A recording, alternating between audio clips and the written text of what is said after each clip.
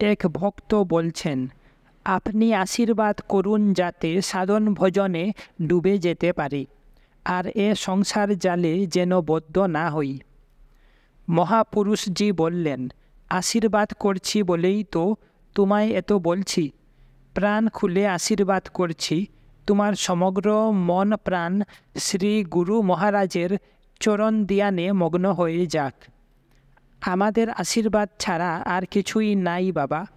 কেউ ভগবান লাভ করতে চায়, এমনকি সেদিকে এগোবার চেষ্টা করছে দেখলেও আমাদের প্রাণে যে কত আনন্দ হয় তা আর কি বলবো। যারা ভববন্ধন হতে মুক্ত হতে চায় এবং সেজন্য প্রাণপণ চেষ্টা করে, তারা আমাদের পরম প্রিয়।